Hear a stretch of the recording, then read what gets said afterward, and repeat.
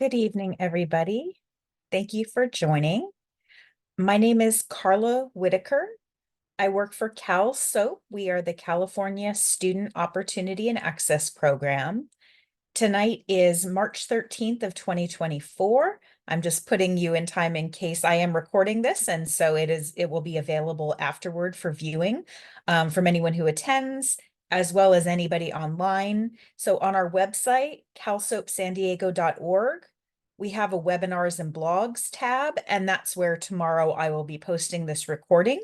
And I'll also be posting the slide deck that I'm going to be sharing. So you will have access to the slide deck and you will have access to this recording, and so would anybody else as well. So if you know someone that didn't come tonight, but that would benefit from it, you are welcome to share that information with them tomorrow once it's posted. So the topic of our webinar tonight, it is mainly intended for 12th graders, their families, their parents, maybe staff who work with them, but anybody is welcome. If you are a younger student or the parent of a younger student, that's great as well. Hopefully it will kind of give you an idea of what to look forward to or what to expect in spring of the 12th grade year of high school. All right. So I'm going to go ahead and share my screen, which will share some slides with information that I have. I am expecting a student staff member to be joining us, and when he does, he should be able to take questions in the Q&A. You might see a Q&A at the bottom of your screen, or if you're in a Zoom app, it might have three dots that say more, and you can find Q&A there. I know that you'll find that the chat is currently closed. That's because we're reserving it as a place where we can paste hyperlinks or email addresses and things like that. But you will be able to use the Q&A. So unfortunately, I'm not able to see the Q&A when I'm sharing my slides, but I will wait for my student staff member who will hopefully be able to read any of those out loud to me so I can address them, or I can occasionally stop sharing my slide deck and look at the Q&A. So I do love questions and I welcome questions. I will try to get to them as well as I can, or in as timely a manner as I can, just depending. All right, I'm going to go ahead and find my slide deck and we'll get started in just 1 second. Let me just...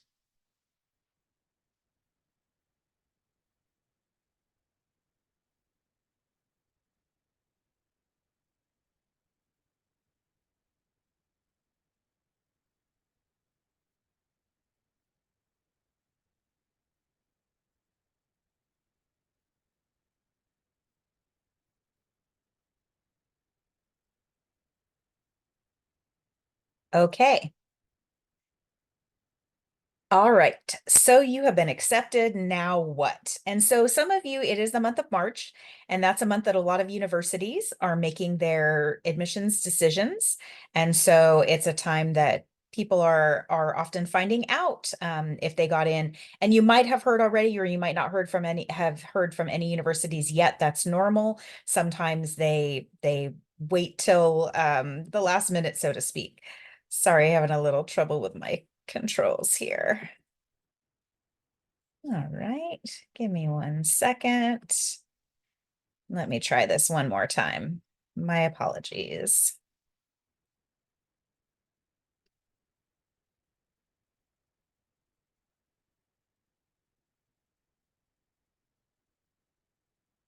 Hmm.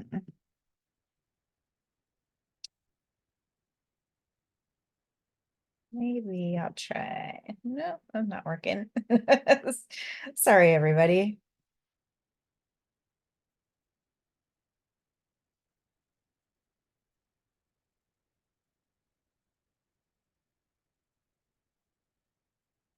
It just does not want to share. There we go. All right. Okay, so senior year is exciting, but senior year is coming to an end soon. So the question on your mind might be, okay, what do I do next?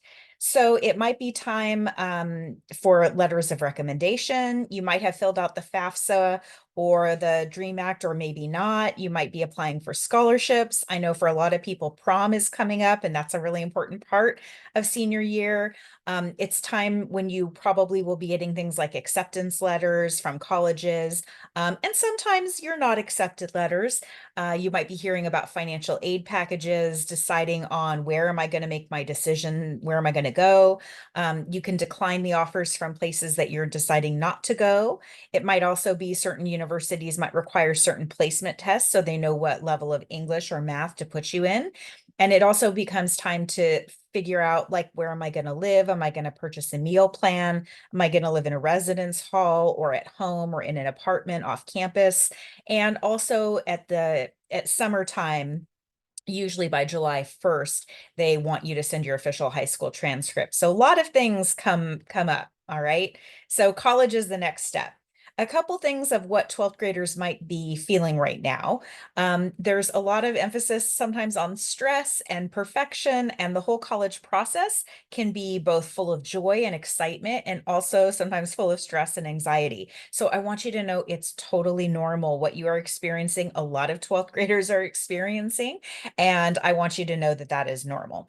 So one of the things that students say that they experience around this time is the fear of rejection, either from admissions into a college, or what if they don't get into their first choice major or program of choice, or what if they don't get scholarships they applied for.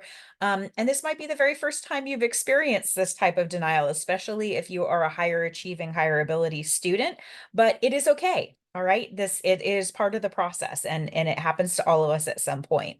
Sometimes people fear making decisions, like they have to, now is the time they have to actually pick which college, which major, where am I going to live, what class am I going to take. Sometimes that can cause you to freeze up with fear. You have a lot of choices before you.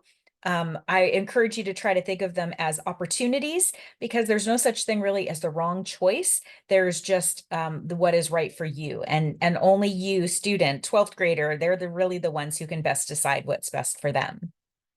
There also can be a fear of leaving home. There's this newfound independence, but if you happen to be moving away from college, this might be the first time living away from family for the first time. That is both exciting and also worrisome. Okay, it brings things like the fear of finances, because college can be expensive. College, if you want to consider it a purchase, it's probably the biggest purchase of your life so far. Plus, financial aid can be confusing. Plus, you have to start doing things like, as they say, adulting and paying bills and figuring out things like that. So it's understandable if you have a fear of finances. Also, sometimes you have a fear of your abilities, like, am I going, if I'm the big fish in a small pond at my high school, am I going to be at college with a bunch of other really high achieving people, and all of a sudden I'm the small fish in a big pond? And that is normal to have that fear. Like, where am I going to fit in? Am I going to be at the top? Am I going to be in the middle, at the bottom when it comes to grades or fitting in socially? So that is normal also, to figure out who am I going to be, and what's my place going to be in college.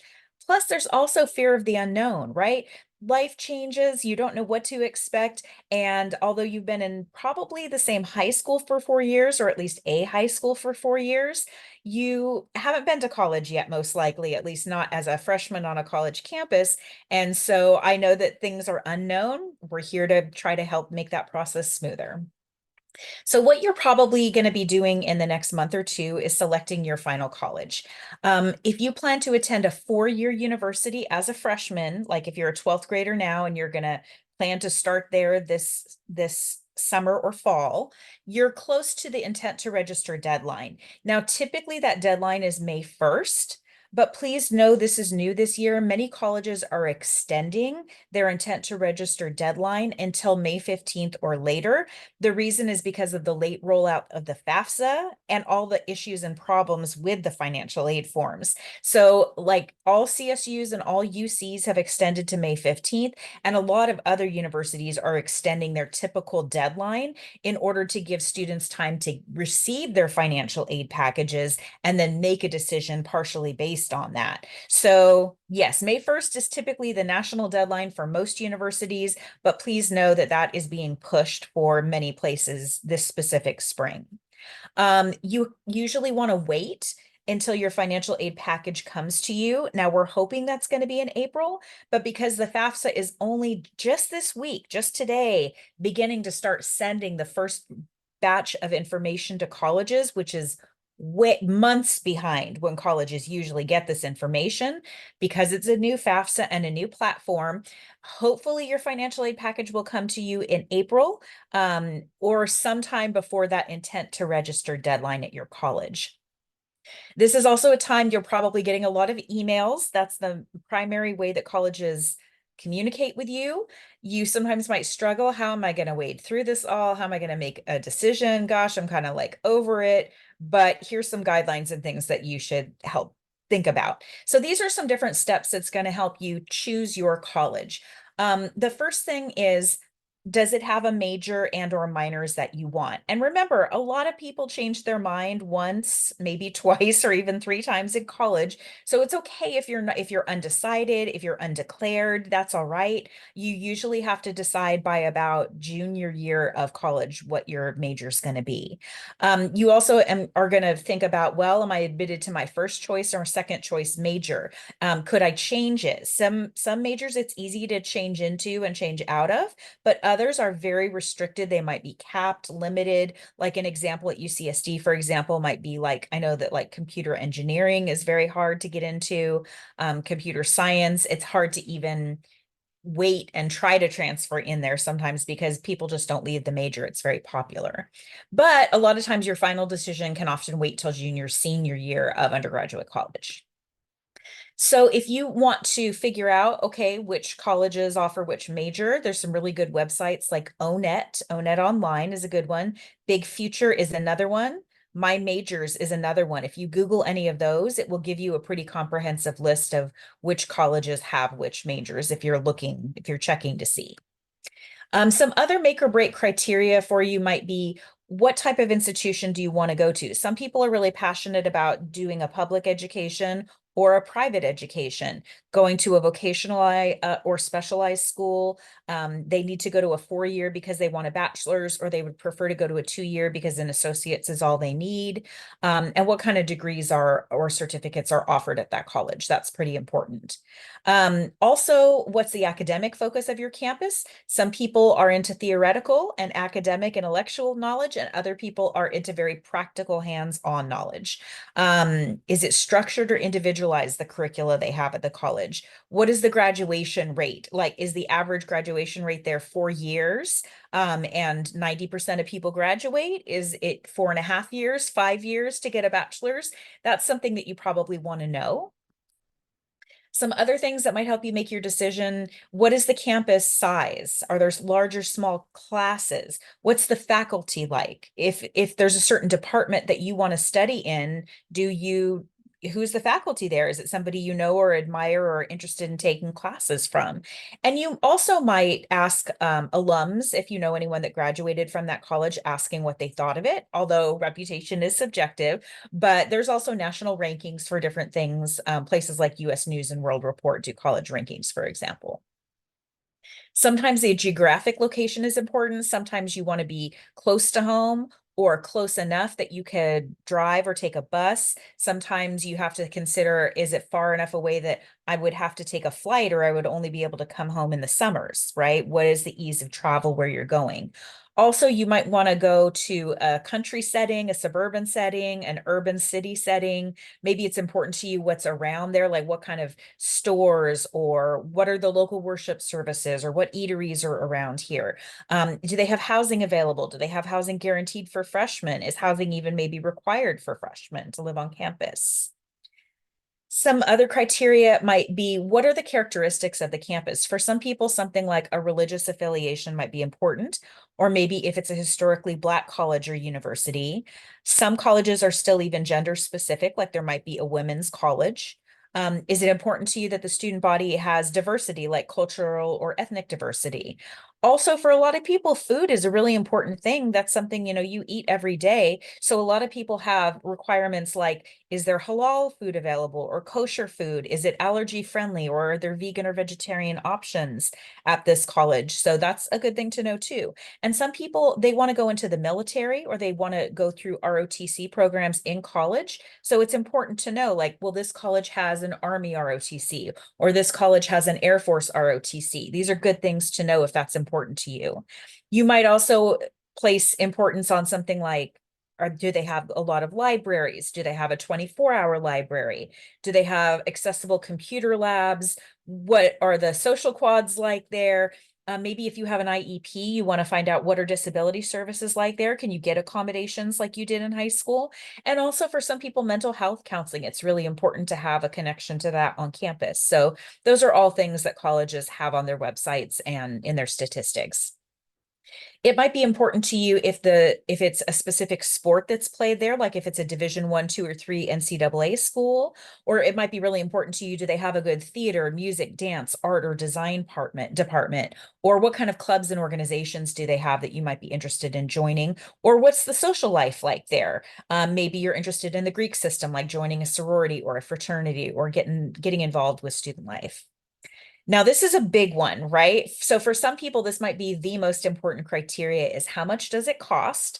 So the total cost is like your tuition and fees, your room and board, which means rent and food, your books and supplies, and your basic living costs. And then, okay, once you know the price tag, so to speak, how much financial aid is offered. This is what you're going to be finding out. Hopefully, in the next month, 2, 3 months, you'll be getting financial aid packages back from the colleges. It might include federal or state money. That's if you filled out a FAFSA or a DREAM Act. It might include campus grants from the college. And a lot of times those are now just integrated with a college application. So for example, if you applied to UC San Diego, at the same time, you were essentially applying to see if any of their scholarships or any of their institutional aid applied to you.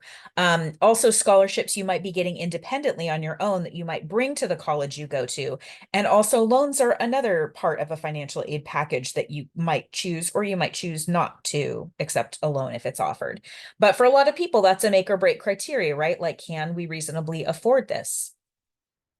So there's a couple websites that do a really good job on showing you how to compare different college costs. One of them is Decide Ed or Decide ED. They have some really good resources and tools for figuring that out. Also NASFA, and I will be giving you this is in the slides, all the links are in the slide deck that I'm going to be sharing. So NASFA has a comparison worksheet that lets you compare, like, let's compare San Diego State and Cal State Long Beach and University of San Diego and UC Berkeley and whatever else, wherever else. And then also U Aspire, and that's the letter U Aspire. They have a great college cost calculator that helps you calculate the realistic costs of colleges. So those are some really good resources. And again, I will share the slide deck with you. But just kind of keep in mind that there are things that let you do that really easily. So then step 3 is review your wish list. What are your must-haves? I must have the ability to afford it, or it must have the major I want, or I really want to go to X, Y, or Z school. Okay. And then you do your research. You find out, like, if you can go to a college fair, an online college fair, if you can look at their social media, if you can even talk to or find out about current students, like if you go on the Reddit page, say for a campus that you're interested in, find out what students are saying about it. There are also, every campus is required to have a police report annually on campus safety. And so it will give you statistics on any crime that happens on campus and how it's handled. So that's good to know, you want to be in a safe and secure place.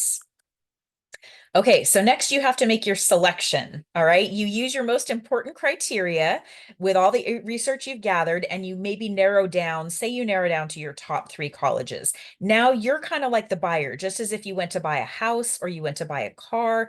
You are the buyer and you get to decide where you're going to go to college. So it's time to go shopping. All right, think of it that way. So these are 3 different students, and let's say these are some of their sample priorities of what they're looking for in a college.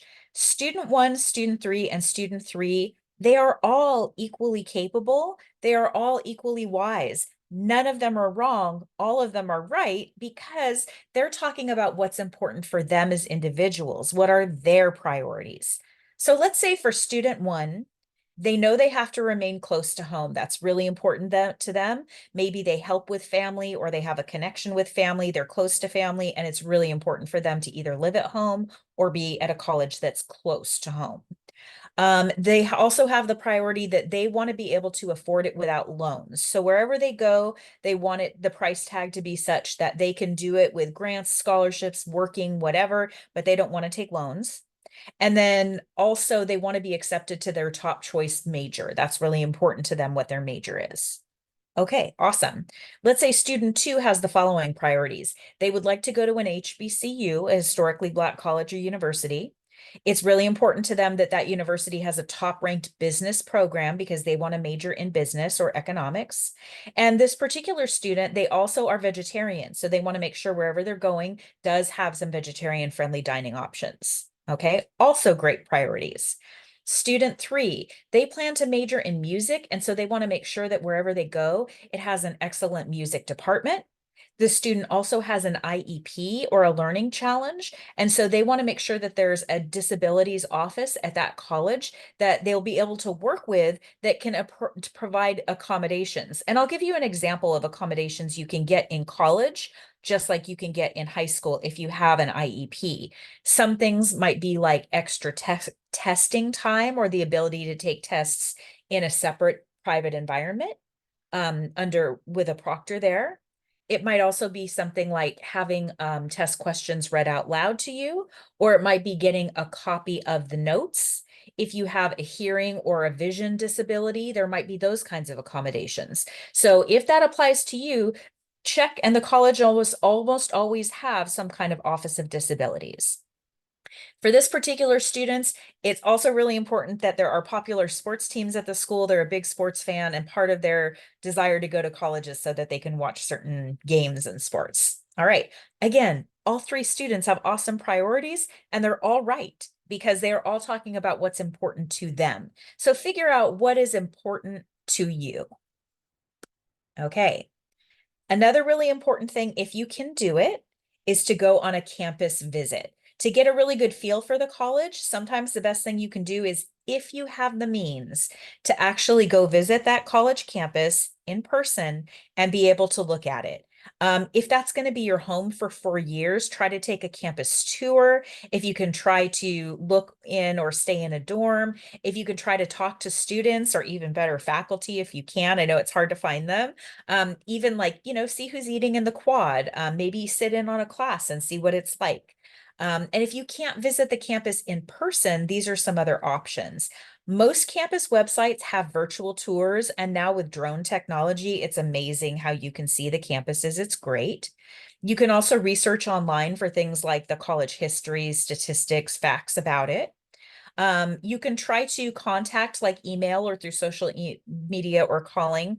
If you see contacts page for like faculty or staff you might be interested in connecting with. Acquaint yourself with the classes they offer. If anyone posts their syllabi online, you can try to read those and look at a course catalog, see what kinds of classes are offered every quarter or semester. Also, read the campus and community newspapers, and this is a good one, social media posts, to get a sense of local issues and activities, especially if it happens to be kind of far away or in a town that's not your hometown. Then look on the social media and find out, there are student groups that will post, there are different departments of the college that will post. The admissions office will post, the financial aid office will post, student groups will post, clubs will post, and that's a really good way to get a sense of the campus. All right. So now the question is money, right? Money becomes very important at this point in your college journey. So as you're waiting to hear back from your college's financial aid office, like how much financial aid will you offer me? Hopefully you have all already filled out either a FAFSA or a DREAM Act. The FAFSA is the one you fill out if the student has a social security number. The DREAM Act is the one you fill out if you do not have a social security number, but you've been here for as a California resident for at least 3 years. So if you're maybe undocumented, if the student is undocumented, they fill out the DREAM Act. The big difference between these two is the FAFSA is federal. So it tells you both federal and state money that you might qualify for. The DREAM Act is only for California money, and it is specifically for people who are undocumented, students who are undocumented, right? Who don't have a social security number. So for them, they're not eligible for federal funds. They're eligible for California state funds if they go to college in California. There's also another financial aid form that is only required for some colleges. A lot of private and out-of-state colleges, they might say, yes, do the FAFSA, that's great. But also additionally, we would like you to fill out this thing called the CSS profile. And basically, it's just getting real up in your business about your financial information as a family, income, assets, investments, things like that. And so if you're applying to a college that requires a CSS profile in addition to a FAFSA, make sure that you fill that out as well. CalSOAP San Diego, our organization, we have a pay for college tab that has a scholarship tab, and there's lots of scholarships we list there. We try to also list them on our social media, on our websites, and give information. So that's one really good place to look. Another excellent scholarship search tool is fastweb.com. FastWeb lets you enter all your information to create a profile. Then based on that profile, it kind of shoots back a bunch of possible scholarships that you maybe should consider applying for. All right. And of course, very logical, scholarships.com is a legit website, and that's a good one. Maldef.org is one that is specific to students who might not be US citizens. And so that's a good resource for them. Okay, again, if you have already filled out your FAFSA or DREAM Act, it's almost time to create your Web Grants for Students account. As soon as you get a notification, an email notification from FAFSA or from California DREAM Act saying, here's your FAFSA submission report, here's your SAI, your student aid index. At that point, you can go in and create a Web Grants for Students account. That's what's going to make it possible if you are looking to go to school in California. It might make you eligible for a Cal Grant. It might make you eligible for a middle class scholarship at a public college or university. So you can't fill it out quite yet, not until your FAFSA has been submitted and processed, but that is something that comes in the late spring, is creating a Web Grants for Students account if you think you might be going to college somewhere in California, public or private. Okay. And now is the time, right? Mail is coming. You're getting maybe acceptance packages. You might be getting like a wait list packages. You might be getting, I'm sorry, you're not accepted at this time packages. And this usually happens sometime as early as December, January, February, but usually March through June of your senior year. Each campus is going to, if they accept you, they should also be sending you a financial aid package. And that's something that you should share with your family and talk about as a family so you can make a decision on college. And then it's time to make a decision, right? Read your acceptance letter, look at the requirements. Notice it's always a provisional acceptance because it always depends on, like, did you actually follow through and graduate? Are you going to send us your transcript? That type of thing. Okay. Hey, Oscar, I see you're here now. If Mhm. you can see the Q&A, if there's any questions in the Q&A and you're not able to answer them, go ahead and just unmute yourself and ask me the question out loud. Okay. Okay, thank you. All right. And if there's anything in there right now, is there anything in there right now that I can answer in the Q&A? From not yet, from what I Not see. yet. Okay. So the just so you know, the attendees are not able to use the chat, but you can use it to type hyperlinks in. But the Q&A they are able to use. So that's where they're going to ask their questions, is in the Q&A. Okay, sounds good. All right. When you think about that college, before making the decision, really ask yourself, do you see yourself graduating from this college? Is this where you want to say, I got my degree from this college? That should be a fit. Also, consider your own mental health. If you have social emotional issues, if you are struggling, is it important to do things like remain close to home and family? Or maybe is it important to get a little distance from them? Is it important that there is counseling and mental health resources available on campuses? You want to review the financial aid award Look at the cost of attendance and the affordability in that city where the college is. And then ask yourself, if I'm going here for a bachelor's degree, can I afford this campus for 4 years? Sometimes people want to take the transfer route where they do their first 2 years at a community college where the tuition will be basically free, and then do their junior senior year at a university if they apply to transfer. And that way, overall, over the course of 4 years, they'd be spending a lot less money because of that reduced tuition in their freshman sophomore year. So those are things that you have to kind of take into consideration when you're figuring out, is this the right choice? Which college is for me? So this shows you an example of what, when you get a financial aid award letter back from a college, it might look something like this. The first, in this case, what they have first is the financial aid. So this student is getting a total of almost $40,000 a year in financial aid. They are getting a faculty scholarship, they're getting a federal Pell Grant, they're getting an FSEOG grant, and then also they're getting loans as part of their package. So if they decide to take those loans, that's something that they would have to pay back, but that's all part of their financial aid package that they could accept.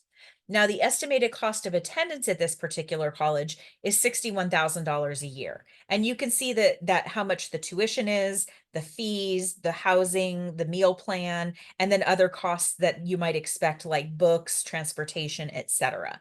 So the cost of attendance is about 61,000. The financial aid is about 39,000. Now it's showing you, okay, after we apply all this financial aid, this is your balance. This is what you would owe us, the $21,000. And it tells you you could do 10 payments per year, you could do 12 payments per year. And if you did, this would be the monthly amount that that you would probably be expected to pay. At that point, you might say, there's no way we have that much a year, and this is not the college for us unless they can offer us more financial aid, or unless you're coming in with external scholarships. Maybe this isn't the one for you, or maybe you've budgeted for just this amount. I don't know. You might also consider, like, are you going to have a part-time or full-time job? Well, I wouldn't say full-time during college, maybe during the summer, but are you going to have a job to help supplement this? Notice at the bottom, they are offered $2,500 worth of work study, which means they could make up to $2,500 in an on-campus job, and their payment comes from the federal government basically, but you're working like anybody else and you get paid an hourly rate and you get a paycheck whenever you work. So those are some things to think about. That's one sample of what one kind of letter could look like.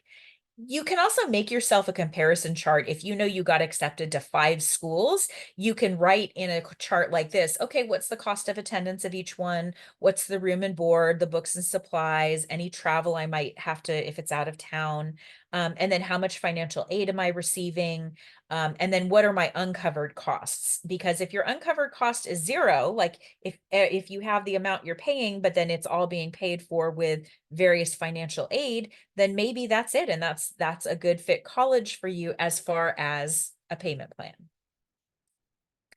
Okay, so then the kind of toward the end is notifying your final college choice. So by their deadline, usually it's May 1st, but like I said, for a lot of colleges, they've extended it this year to May 15th or later. That's usually around when they want you to give a statement of intent to register. Sometimes it's not just a yes, I'm coming. Sometimes they also are asking for that time for a deposit. Like it could be around, maybe say like $500. It could be more or less.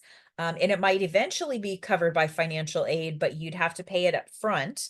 And that is kind of holding your spot. So it depends if you're going to live on campus or not, but there are a lot of colleges that when you give that intent to register, like they will tell you, okay, it also comes with this deposit that you need to pay of $200 or $400 or whatever it is.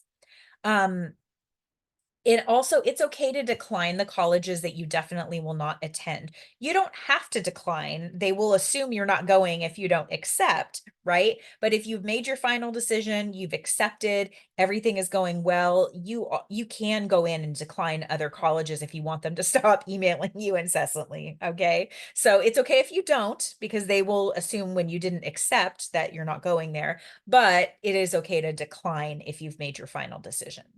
And then they're going to ask you for more paperwork. I say paper, but it's online. They might ask you questions about housing, or they might ask you to fill out a housing questionnaire if you're living on campus so they can match you with flatmates or suitemates or roommates. They might give you information about an orientation that you're required to attend. They will give you information on registration. When is your date to register for classes?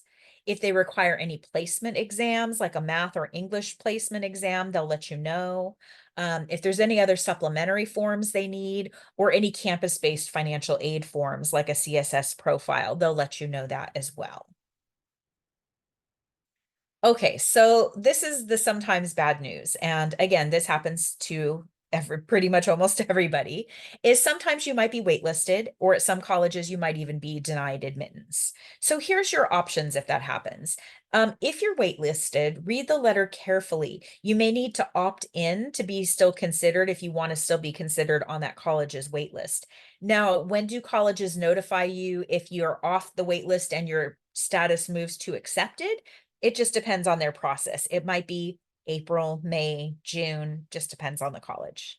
But what if you're denied admittance? You're basically said, no, we're sorry. We had way too many applicants and not enough spots. And at this time, you are not admitted. There are a couple steps you can then take. The first is you could appeal the decision. You could make an appointment with the campus if you have new information that you didn't share on your application. Some colleges have an online appeals process, and I will say that it's kind of seldom that an appeal gets granted, but it is one possibility to appeal their decision. Another thing you can do is simply say, well, I wasn't accepted here, but I was accepted somewhere else. That's great. And I am going to accept that other campus instead. And some people are like, I did not get into my first choice college. I absolutely must go here. And what they could do is you could start at a community college and do the transfer route. The reason I say that is I'm going to take a selective college like UC San Diego. Let's say if you apply as a freshman right out of high school, their acceptance rate is about 1 in 4. They accept about 1 out of every 4 applications they receive. So that's about a 25% acceptance rate. Okay. If you go to community college for 2 years and then you are to apply to transfer to UCSD to spend your junior senior year there, at that point, those applicants are closer to a 50% acceptance rate. So notice that your odds of being accepted are a lot higher if you start at a community college and you do really well there and you meet deadlines and you take the right classes and you apply on time to transfer. You could still have a good chance of getting into that dream college, just transferring in as an upper division. Okay, so those are just different things or different options to consider if you get waitlisted or if you get denied admission somewhere. Oscar, just to check, any questions in the Q&A so far? Someone had a question about like if they're required to live on campus, but I told them they're not required to live on campus. Yeah, and it depends on the college. There are certain colleges where they will require you to live on campus, at least for your freshman year. But a lot of times, if you live in that city, they make an exception. So, for example, if you get accepted to UCSD, they might tell like people from out of state or out of the city, yes, you have to live on campus your freshman year. But if you live in San Diego County and you're living at home with parents, no, you're not required to live on campus. So it kind of depends on the campus. But yeah, most of the time, you don't have to. Any others? Okay. All right. Here's a weird situation. What if I'm accepted, but then can they take it back? No takebacks. Well, yes, they can. There are certain reasons that your acceptance to a campus may be possibly terminated. So just to be aware of this. If you don't adhere to the conditions stated in your letter of acceptance, and that might include like turning in your intent to register by the deadline, or turning in a housing deposit, or submitting your official transcript, not paying the intent to register fee, not communicating in a timely manner. If they say please respond by X date, you've got to respond by that date. Also, if you don't notify them, like if you receive a D or an F in a class after you applied and that was your final grade, you do need to let them know that, because they could take their acceptance back. And also, if your final transcript does not match what you put on your original application, that is also possible grounds for taking the acceptance back. So do be aware of that. Again, if you can visit your campus choice in person, that's the best. Don't rely just on name recognition, or I heard this is too hard to get into or too expensive, or this is a party school. Do your own research and find out. Be willing to go to any college on your list. Don't pick a campus only because your friend or your girlfriend or boyfriend is going there. Make your own decision. Don't rule out college because of cost alone. Wait until you get your financial aid package and see how much it covers. And also talk with people, your family, friends, teachers, counselors. They can help you with this kind of decision. So here's a few things that I would tell you to remember in your senior year. All your feelings are natural. If you're a 12th grader, you and all your peers are facing this time of great change. And if you are a parent or grandparent or guardian who's here tonight, you are also probably going through these feelings. It's a lot of, oh my gosh, letting my kid go. Are they ready? How much do I protect? How much do I let them do it on their own? These are all natural feelings. I also want people to remember that perfection doesn't exist. There's no perfect college. There's no perfect major or financial aid package. Other people's social media posts mean very little for your life. So if someone else posts that they got into Harvard and that was your dream and you didn't get into Harvard, that actually doesn't have anything to do with you. It has to do with that person. So try to have that mindset of my life is my life. I'm not competing with anybody else or trying to be better than anyone else. I just want what's best for me. Okay. Another piece of advice I would give you is to chunk things. I know you have a lot of steps, and when you have a lot of steps of things to do, that can feel overwhelming, but chunk it down. Okay. In the month of April, I'm going to review my financial aid. By May 1st or 15th, I'm going to make my decision. By July 1st, I'm going to send my transcript. But, like chunk it into easy things that you can do either every day or every week or every month to be ready. You don't have to do everything in one day. Okay. Parents and guardians, your support equals student support. It's so important and it's so helpful for you to be there in the process with them. It means the world to them when you are helping them through this and supporting them and guiding them through. I also want to think of this as you're celebrating a new beginning. You're celebrating becoming an adult. You're celebrating going to college. And that's wonderful. But also, it's time to kind of process the end. You're closing a chapter in high school. And hopefully, you are doing that with celebration and joy. Hopefully, you are having a graduation ceremony or graduation parties. And that's really, really special. And it's a time for you to be proud of yourself and for family to show you support and their excitement that you're going somewhere. So these are all things that I want to make sure that you remember. Okay. So our website is calsoapsandiego.org. As I said, beginning tomorrow, I'm going to post both this recording and also a PDF version of this slide deck that'll have clickable hyperlinks in it. So I'll just kind of review the websites we went over. And again, I don't expect you to write these all down. You are welcome to take a picture of them if you want to, or a screenshot, but I will be posting them. CalSOAP has a scholarship database. ONET Online is another great one, especially when you're searching for majors or jobs. Big Future is a good one. My Majors is great. I'll give you the NASFA aid offer comparison. Decide Ed has a financial aid comparison, and You Aspire has a good college cost calculator.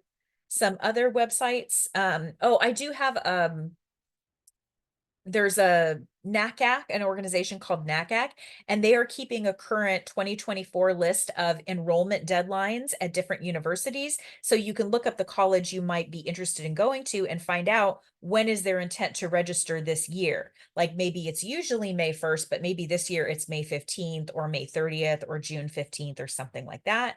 And then also I have the website for web grants for students, which is the one after you get your FAFSA submitted and you get your report back, then you can make a web grants for students account.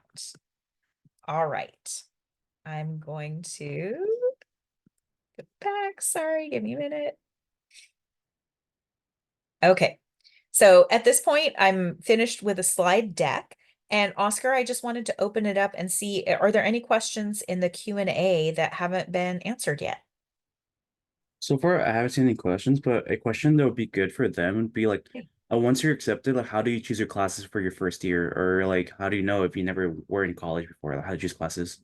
So I actually, I'm sorry I didn't get to introduce you early, but everyone, Oscar is a current college student. If you wouldn't mind, Oscar, could you kind of share where you go to college and any advice or give your perspective on what it was like to pick classes the first time and how you chose and what you recommend for them? Would you mind speaking for just a minute on that?